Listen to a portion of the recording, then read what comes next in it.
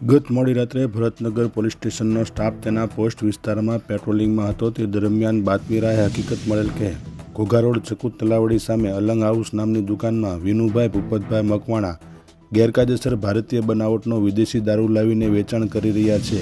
જે બાતમી આધારે બાતમીવાળી જગ્યા પર તપાસ કરતા ત્યાંથી